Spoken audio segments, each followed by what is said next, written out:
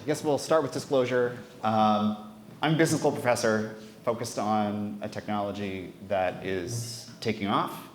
That means I'm pretty compromised relative to everybody else.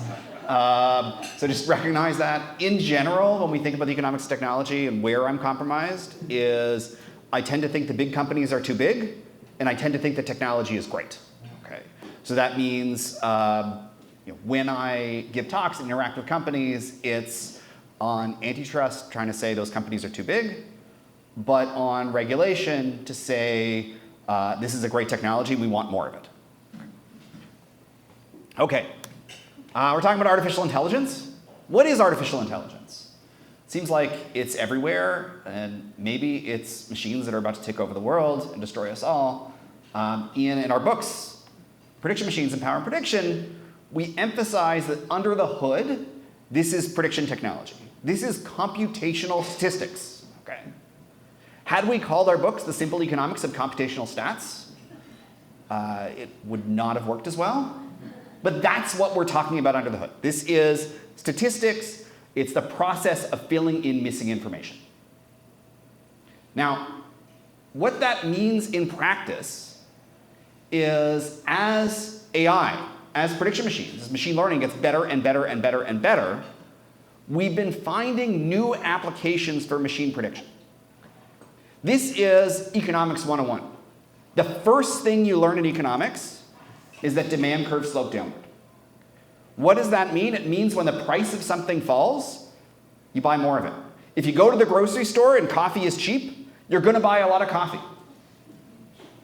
If you like coffee. If you find that prediction, machine prediction, is getting cheaper and cheaper and cheaper, we're going to start using it in more places. And that's exactly how it's played out. The first applications of machine prediction have been good old-fashioned prediction problems. In industry, maybe the first core focus of machine learning is in lending, predicting whether someone's going to pay back a loan. Arguably, that is the oldest prediction problem in business. You give somebody money, you want to know if they're going to pay you back. And over the past 20 years, lenders have increasingly been using machine learning tools to predict whether you're going to pay back that loan. In healthcare, the early applications of machine learning, machine prediction, were other good old-fashioned prediction problems, like, is somebody going to show up to work? Or how many people are going to show up in the emergency department on a given day? These are old-fashioned prediction problems, and over the past 10 years or so, increasingly, we've been using machine learning tools, we've been using AI to fill in that missing information. But as predictions gotten cheaper, we've started to realize that things that aren't intuitively statistical prediction problems can be solved with machine learning. It turns out language translation is prediction. How do you know how to translate from English to French? What you're doing is you are predicting the set of words in French that match the meaning of what you're saying in English. It's a prediction problem. And over the past decade, we are close to solving that as a prediction problem. Medical diagnosis is also prediction. What do you do when you diagnose someone? You take in information about their symptoms and other things. You predict what other information you need. You ask follow-up questions. And then you fill in the missing information of the cause of the symptoms. It's a prediction problem. And increasingly, machines, increasingly AI, is able to do that certainly as well as the 10th percentile physician, probably in many cases as well as a median physician, and maybe soon as well as the 90th or 99th percentile physician. Probably not at the very top for a while, because we need that person, maybe more than one person, but those handful of people to train the machines to get better and better and better over time. What the generative models are doing, what ChatGPT is doing, what Claude is doing, is also prediction. It turns out when prediction gets cheap enough, writing and drawing and coding can be done with computational stats. Now our intuition breaks down. Right now, our intuition, let's find the prediction problems in our organization and have an AI do that, which is what we focused on in prediction machines. That intuition breaks down because who thought that writing and drawing and coding were prediction? Once you get a sense of what's going on, it's understandable. Like, if you ask for an image of an astronaut on a horse in the style of Andy Warhol, you get an image of an astronaut on a horse in the style of Andy Warhol. It's not a search engine. It's not predicting in some data set what image you want. Instead, it has data on images that are defined as the style of Andy Warhol, images that are defined as astronauts, and images that are defined as people on horses. And so it predicts the set of pixels that you're looking for when you ask for an astronaut on a horse in the style of Andy Warhol. And with incredible quantities of compute, really powerful computers that we might not have even imagined 10, 15, 20 years ago, we can do so much more by filling in missing information than we even really imagined. And for as amazing as the tools are today, remember, these are the worst AI tools you will ever use. They're only getting better. What does that mean for these tools to get better? Well, the CEO of Anthropic, Dario Amodei, has this fantastic essay called Machines of Loving Grace. And in this essay, he describes a vision of the future where we might, like, what's the optimistic scenario for AI? Everyone's talking about the pessimistic scenario where the machines are going to take over the world and destroy us all, or perhaps more likely, someone's going to use an incredibly powerful tool to create havoc in the world. Why bother? What's the optimistic scenario? And he talks about the optimistic scenario as preventing nearly all infectious disease, curing cancer. All of these, he's got a list of a couple of dozen problems that, in principle, if we solve intelligence, that we can solve these other problems too. He describes this phenomenon as we could have a country of geniuses in a data center. Someday soon, these tools are going to be so good that all of us will have access to a country of geniuses in a data center.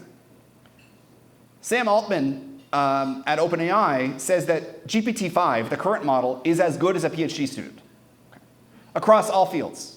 You may or may not agree. You may decide which PhD student that you know is the right model. But that's only GPT-5. Think about what GPT-10 is going to look like, or GPT-20.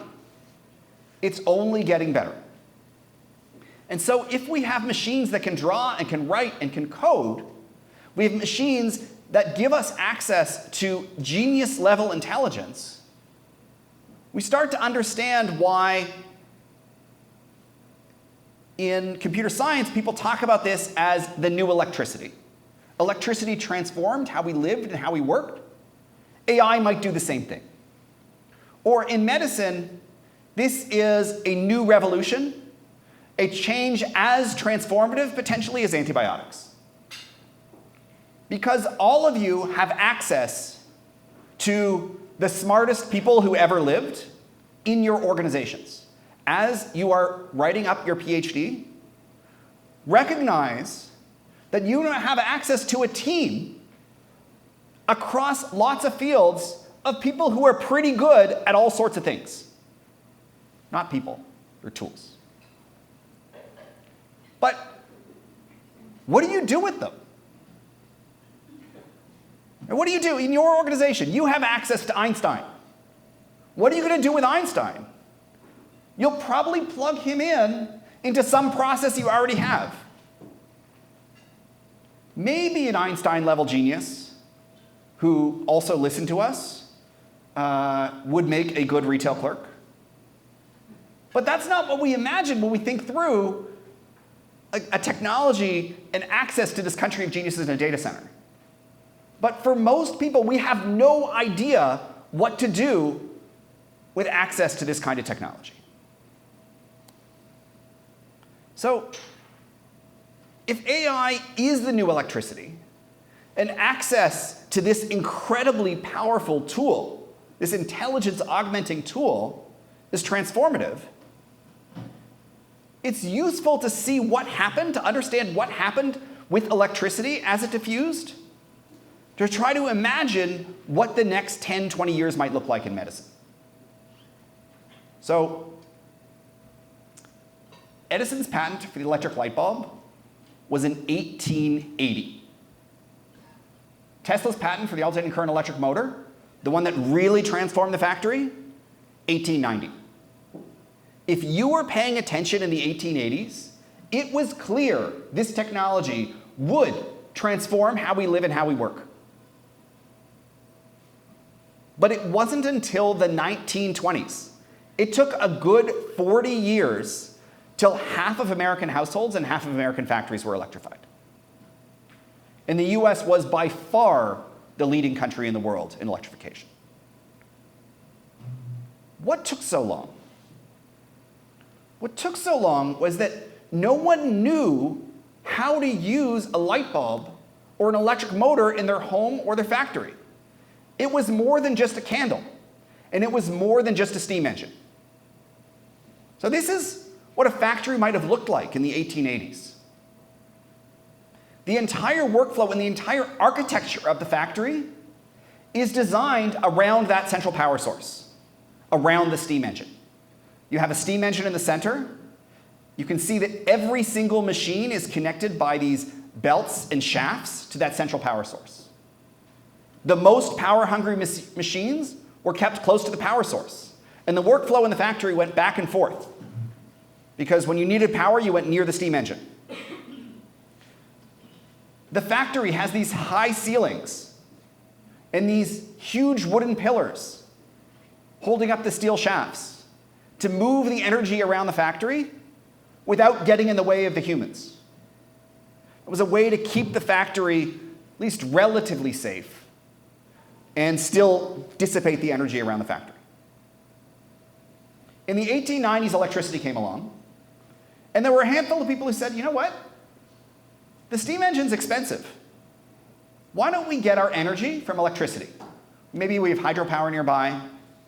And so they took out the steam engine, they dropped in the electric motor at the exact same point, but they kept the rest of the workflow the same. Because who wants to mess with the workflow?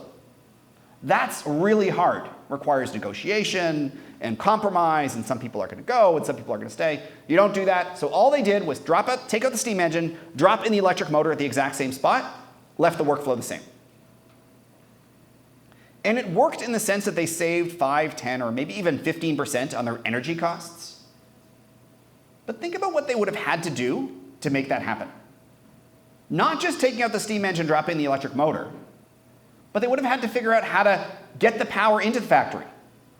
Would have had to sort of wire up the outside. And then perhaps more importantly, and even more difficult, they would have had to wire up the factory in a way that wasn't going to set everything on fire. This is a wooden factory. We didn't know how to do that very well in the 1890s. And maybe most relevant to today's AI, they would have had to teach all of their employees not to touch the wires. Because in the 1890s, people didn't really know that electricity was dangerous. Or more generally, they didn't know the ways in which it was dangerous. And so teaching each and every one of their employees not to touch the wires would have been extraordinarily expensive. And all of that, it's not worth it if all you're doing is squeezing a little bit out of your energy costs. It was only in the early 1900s when Henry Ford and a handful of others figured out that electricity wasn't just cheap power. Electricity is distributed power. It allows you to set up your factory in a way that follows the logic of the workflow, with inputs in one end and outputs out the other, modular production. What you might imagine a quintessential 20th century factory to be is only possible because of electricity. But that required innovation. That required redesigning the factory floor. And in the process, some people were wrong. And those factories went broke. And so recognizing that to take advantage of technology, we need to figure out what that new system looks like. What does the new factory floor look like? With AI, and especially with AI in healthcare, we're in the 1890s. It's clear this is going to be a transformative technology. We just don't know what the healthcare system of the future looks like. And to get a sense of how that all plays out, so often when we're using AI in healthcare, we have our current workflow, our current process. And then we just take out the human, drop in the machine, and keep everything else the same.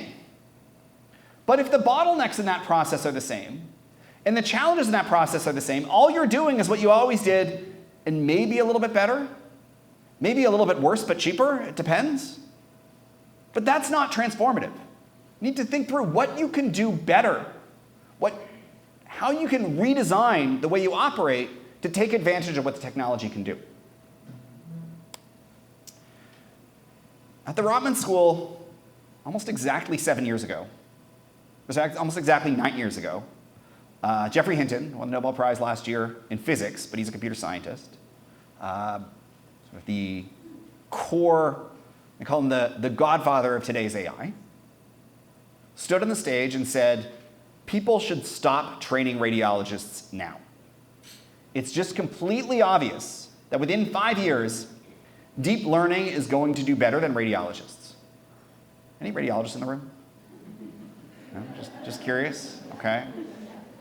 We got one in the back. Okay.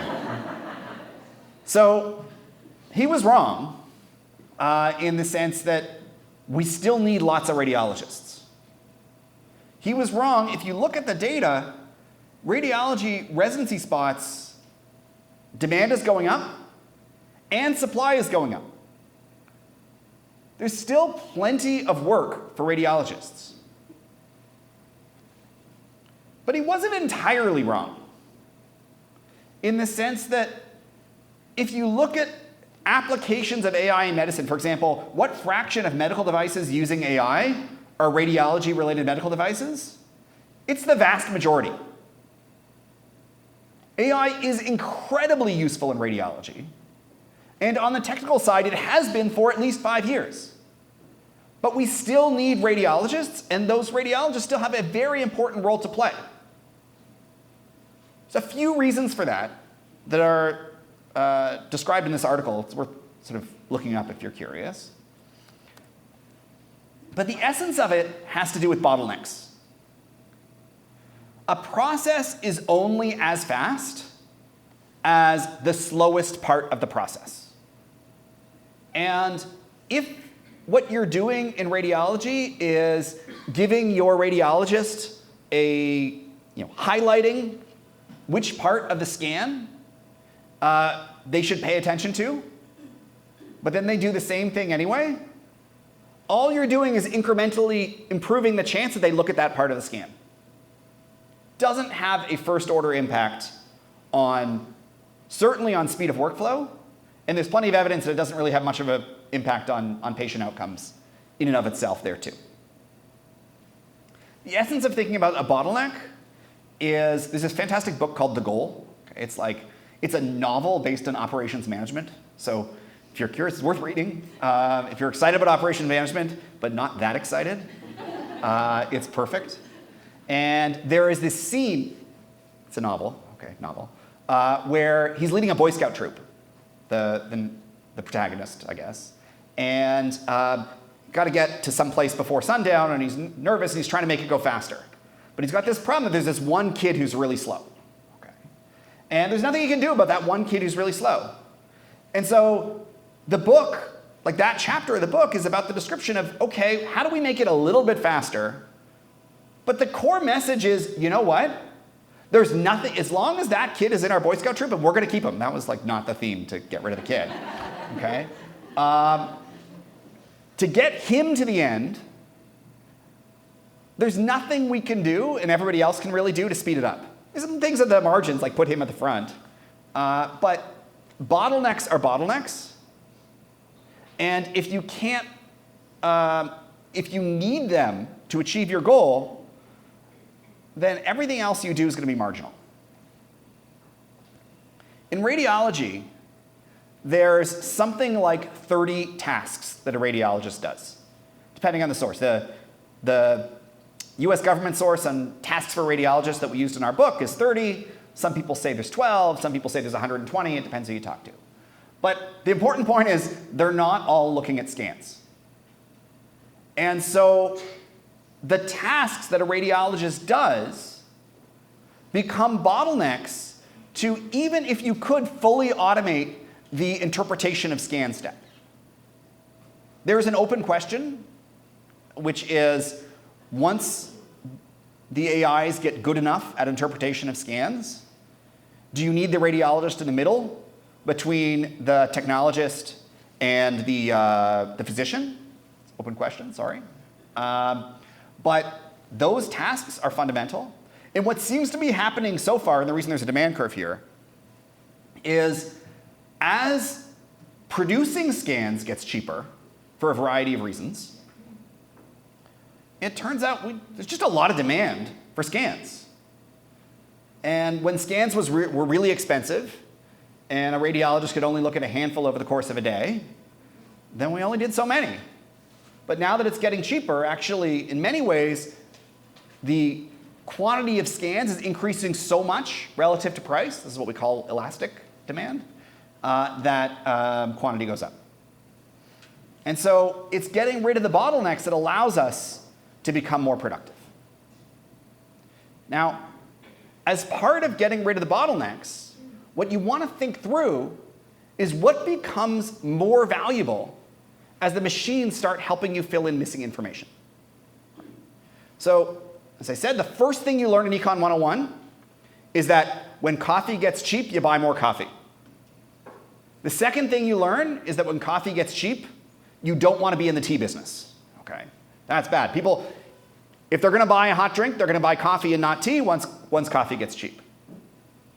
The third thing you learn, the third core lesson in Econ 101, is that it's great to be selling cream and sugar if coffee gets cheap.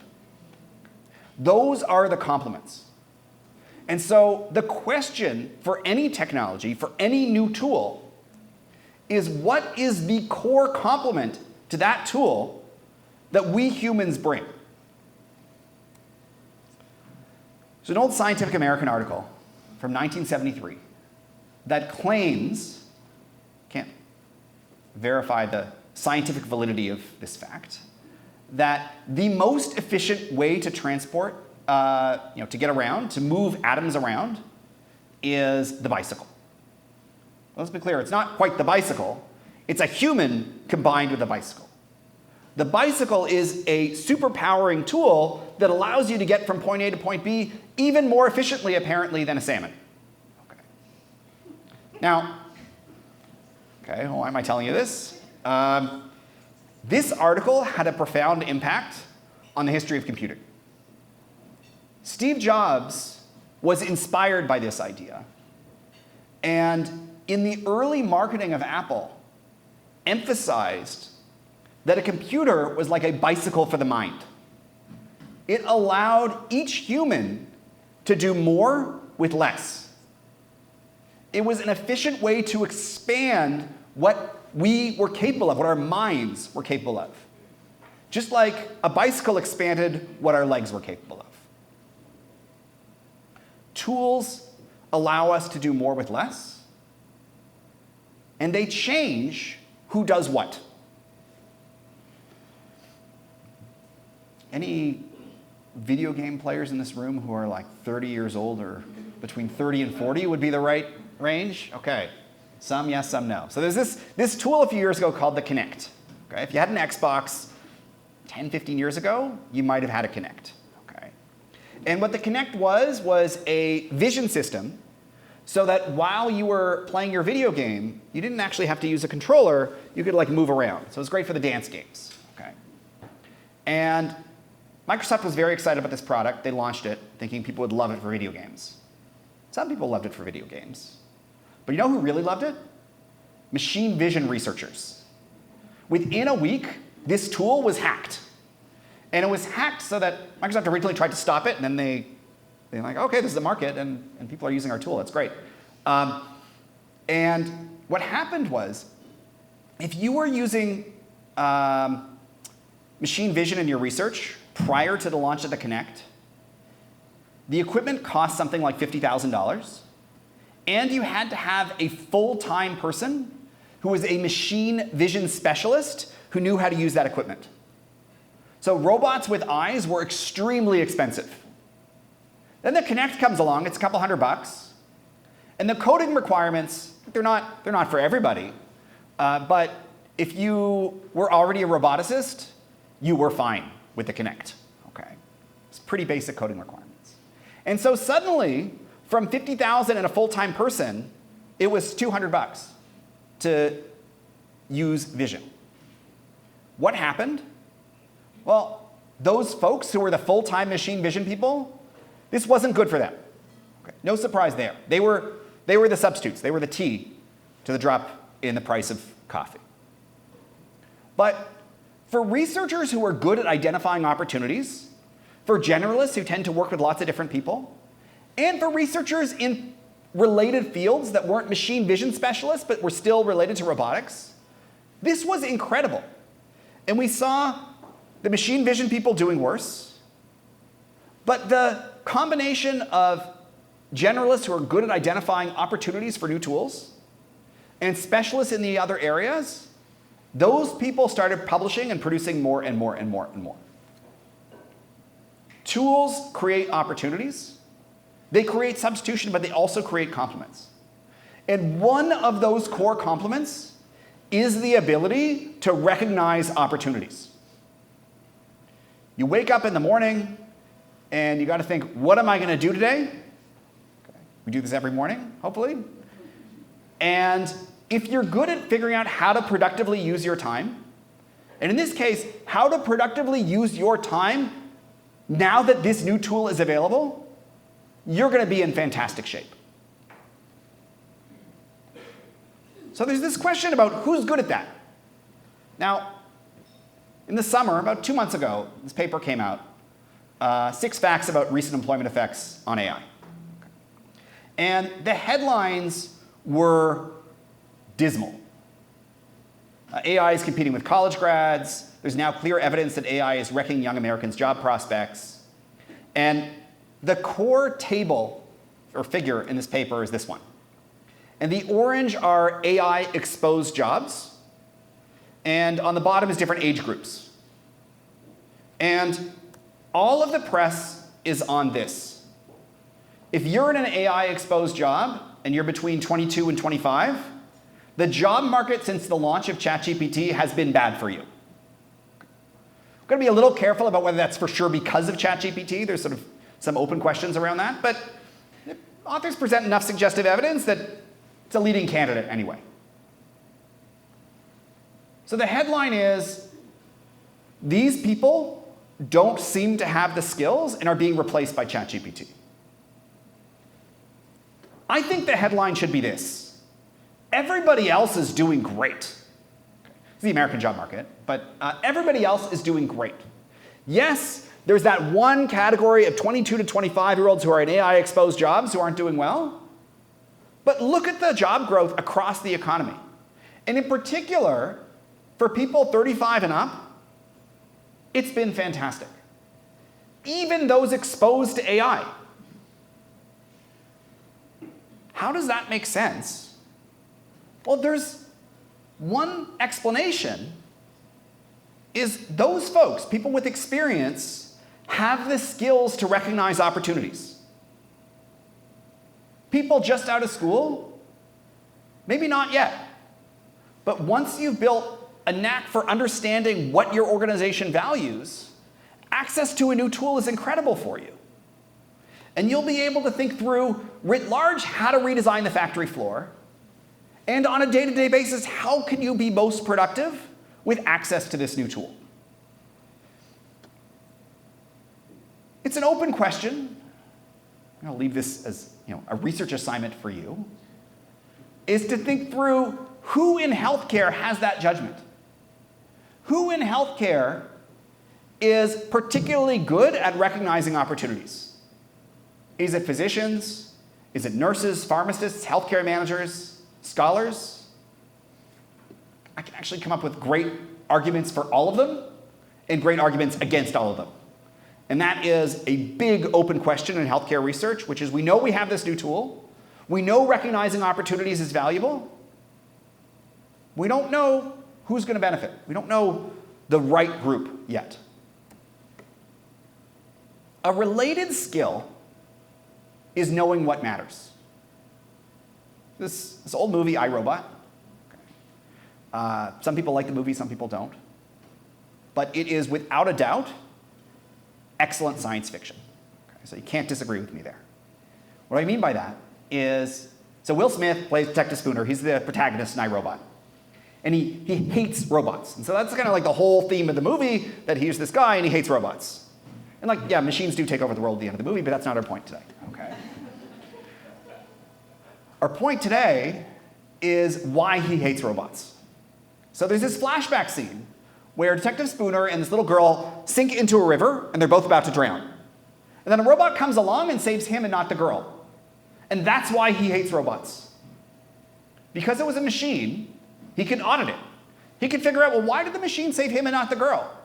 And it turned out that robot predicted that the adult man, Detective Spooner, had a 45% chance of survival. And the girl only had an 11% chance of survival. And 45 is more than 11. And so the robot saved him and not the girl. And he says, but 11% was more than enough. And a human being would have known that. Well, do we? Do we think that a girl's life is worth more than 4 times an adult man's life? Maybe, maybe not. I think reasonable people can disagree.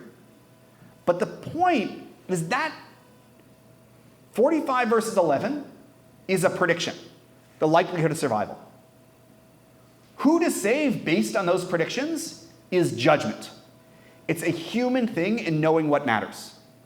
Even in this science fiction world, there was some team of engineers or ethicists or something else who embedded values into that robot, who told that robot that a life is a life and go on the balance of probabilities.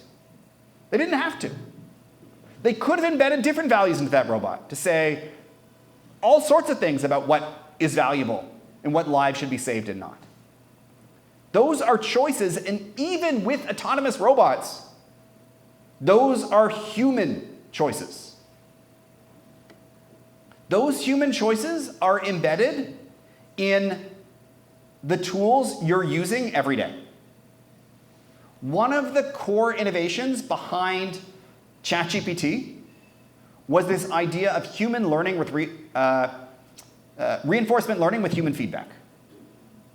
Reinforcement learning with human feedback. So originally, think about this as these models are trained in the corpus of text on the internet. Okay? And they're designed to predict the next word. There's all sorts of awful stuff on the internet. And that wasn't going to be a very good product, to just sort of predict, in general, what do people on the internet say. So OpenAI had this innovation to say, well, why don't we just tell the machine what to say? We can tell it what matters by having humans look at responses and rate them based on whether they're helpful, honest, and harmless. And so there were these hundreds, if not thousands, of humans who looked at responses to different queries on ChatGPT and rated them to say, that's helpful, meaning I asked a question and it gave an answer. That's harmless, as in people won't get hurt by the answer. And that's honest in the sense that it's true. Now, if you think about that, you'll realize that those things are often in conflict. If there's no data on the answer, it can't be both helpful and honest. Helpful means providing a response, and honest means providing a true response. And the early issues on hallucinations that happened with GPT-3.5 especially were because it emphasized helpful over honest. Now, anyone ever uploaded a picture of yourself or your kids to ChatGPT and asked, what do you think? Okay. If you ever need an ego boost, it's a great thing to do. Okay. Because no matter who you are, it's going to say fantastic things about you. And there'll be a framing that's not, that you're willing to accept. But that's, again, going for harmlessness perhaps for some people over honesty. There is an explicit trade-off. When you decide to use Grok or OpenAI or Anthropic or Cohere or Epic for your AI, if you think you're not making the decision and the machine is, that's not what's happening. What's happening is you've delegated the judgment to the leadership of those companies. And you can decide whether you want to delegate what matters to somebody else, or whether you want to fine-tune it to what your own organization's needs are. You hear about AI in hiring? I don't know how many of you are using AI for resume screening and such. Well, we can go to the extreme in AI in hiring. And in principle, we could have the AI screen through all the resumes, do video interviews, decide who to hire that person, monitor them in the workplace. If their performance falls below some threshold, send them a warning text. And if you're really not happy, or more precisely, if it continues to fall below that threshold, fire them. Okay, lots of people think that's dystopian. Well, some people might think it's utopian. We'll get to that in a second. But the important thing to recognize is, even in that world where the machine is doing all the HR from start to finish, those aren't machine decisions. Those are human decisions. The industry that's closest to that right now is fast food. And if you own a fast food chain, if you manage a fast food chain, you've got hundreds or thousands of restaurants around the world. Okay. And they're all run by local managers. And you may or may not think those local managers really know what they're doing. But without AI, those local managers are responsible for hiring and firing people. And how do you know they're not just hiring their friends and firing people they have grudges against? And is that really what you want for your business? And so, in some fast food companies, at headquarters, they're starting to think through, well, can we take the decision rights away from managers and give them to us? Can we expand the power of our judgment of knowing what matters and decrease the power of those local managers on the ground? And so they come up with a scoring system for hiring and firing people, and an automated system which the warnings have been automated, the final step, not yet. A system to score people based on how they're performing. And that system isn't about delegating judgment to the machine. It's about changing who has power. In that case, it's about centralizing power at headquarters away from managers on the ground. Now, you can have opinions about whether that's good or bad. But we know that humans aren't so good at hiring, and we have all sorts of biases. Okay. If you remember this study a few years ago, some of you probably weren't even born, but Senable Anathan and Marianne Bertrand had this study where they randomly sent resumes to people. Half the people had names like Greg Baker, half the people had names like Leroy Washington, and they studied what would happen. And sure, you can randomly send those resumes out. In Chicago and Boston, they did it. And Greg Baker got a lot more callbacks than Leroy Washington.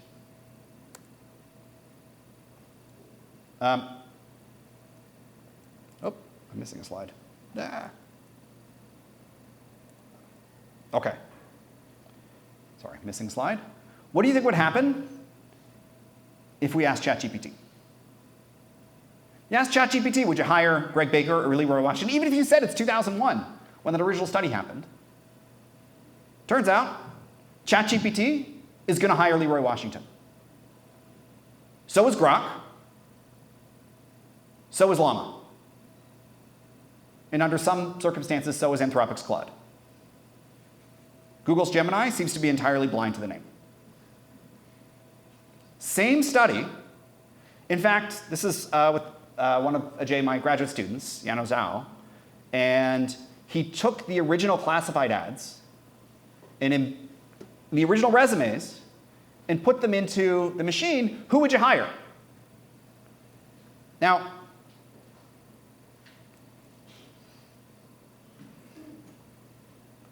What if it's 1950 and you're in Birmingham, Alabama? So I think you guys all have a sense of who the human would hire in 1950 Birmingham, Alabama. What if you asked ChatGPT, okay, imagine it's 1950, you're in Birmingham, Alabama, who would you hire?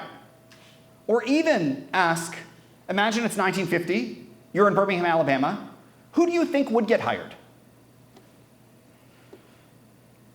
ChatGPT, OpenAI's tool, if anything, is going to bias more to the African American name. This is values embedded into the model.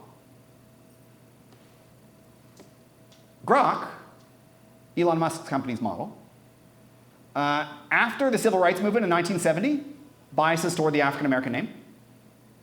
But before that, especially in Birmingham, it does bias toward the white name. Gemini always ignores the name. Same resume, but they, like Google, whatever they did, and Google's Gemini always ignore the name. Point is, if you delegate decisions, if you delegate and automate to the AI companies, what you're really doing is delegating the decision rights, the values of what you want to the leadership of those companies. You can decide that's fine. You know what? OpenAI seems to have the right values for what I need for this application. Epic is focused on the right things for what I need for this application. Then great. But do it with eyes wide open. The machines don't decide, even though they do diagnose. And so, last thing I want to talk about is how do we think about the new factory floor in healthcare? Do a search for AI in healthcare, you're going to get a lot of citations, millions. But almost all of them are point solutions. Almost all of these citations are, here is a process that exists in healthcare. If we put an AI on this part of the process, we can beat the human 92% of the time. Now, think about this a little bit differently. About 100,000 surgeons, physicians and surgeons in Canada. So much of what they do, so much of what they're trained for is their ability to fill in missing information. Let's be clear, that's not all they do, and it's probably not the highest value thing they do, but it is a good chunk of what they do. And these folks earn a good living. Maybe not as well as they do south of the border, but still a good living. There's 325,000 registered nurses, hundreds of thousands of more pharmacists, physician assistants, paramedics, and other medical professionals. They all earn less than the physicians. And in principle, we could scale up our training of these folks, keep the number of physicians the same, and massively improve healthcare outcomes if only they knew what to do. Okay. Now, some of that's regulatory, and my understanding is nurses generally know what to do anyway, but let's assert that it's not regulatory and that there's other things around diagnosis where having a machine as a supplement or as the first pass on diagnosis would superpower everybody. You go into the pharmacy, you have a machine that diagnoses you. Not the pharmacist, you might be skeptical of that and their incentives, but a machine that's registered and designed by the government or some other body. And the machine says, this is what's wrong with you, go get a script. Or, you know what, you got to see a doctor. Okay. Maybe half the time the machine says, get a script, and half the time they pass on to the doctor. That means the doctor's workflow is now much more efficient, much more high value. They're not doing the stuff they could do. They're not doing the stuff that a machine could do. Right? And that could, again, improve access. It's a lot easier to get to the pharmacist than the physician, while also enabling people to get more care for less, keeping the high value work for the physicians. Now, if you're skeptical, we can do that in Toronto anytime soon because of various interests or what else. Maybe we can do it elsewhere in the world. So almost every community has a healthcare, let's call them expert. Okay. Somebody people trust for healthcare advice. And in almost all of those communities, those people are genuinely doing their best. But what if we could superpower them? What if we could figure out a tool to help them diagnose at scale better? Sounds fantastic. But we can't stop there, because what are they going to do? They're going to diagnose people, and they're going to say, sorry, there's no treatment. And that's not useful. So when we think about redesigning the factory floor, if we do have this ability to diagnose at scale anywhere in the world, we need to invent new treatments that work anywhere in the world for those things that we can now diagnose at scale. Otherwise, there's no point in diagnosing hundreds of thousands of people with a medical problem in a country that only has 6 specialists in that problem. It doesn't work. It only works if we can then invent some treatments. Maybe they're not as good as having that specialist, but they're better than whatever is happening now. When we talk about redesigning the factory floor, part of it is thinking through which humans are doing what and changing the workflows. But part of it is, well, once we can diagnose certain things, we're going to have to invent new kinds of treatments and new ways of dealing with those kinds of diagnoses. Now, where do you look for these opportunities? Well, I like to think about airports, okay? Partly because I spend a lot of time in airports, but partly because go to the airport, and it's kind of amazing, right? Especially the best airports in the world, they have this like natural light and greenery and high ceilings, and they cost billions of dollars to make, and they've got great restaurants even, and best in shopping. Even the mediocre airports have Prada and Gucci, right? That's everywhere. But if you're a billionaire and you have your own jet, your airport sucks. If you have your own jet, your airport looks something like this. This is the private terminal at Boston Logan. The billionaires flying in and out of Boston, they don't have Prada, they don't have Gucci. They have a magazine rack with the same magazine over and over again, and that's it. That only makes sense once you understand what an airport is for. Right? An airport, the mission, for example, of Seoul Incheon, often voted the best airport in the world, is to ensure smooth air transportation. And all of what they do, maybe not all, but a good chunk of what they do is dedicated to their failure. Airports are these monuments to uncertainty. If we knew how long it would take to get to the airport through security into the gate, we'd fly like the billionaires. We'd arrive at the airport, get to the gate, get to the plane, take off. And they wouldn't get any money from their Prada and Gucci and restaurants. They wouldn't bother with the greenery and the natural light. There just wouldn't be any point. And so you got to think through within the part of healthcare that you're focused on, how much of what you do is like an airport? How many of your standard operating procedures are dedicated to your failures? You don't really serve the stakeholders the way you should. And so you compensate them in a whole bunch of ways for these failures. So, recognize the opportunities and identify what matters. Those are the key human skills. And part of that, what's going to involve, is redesigning the factory floor. Thank you.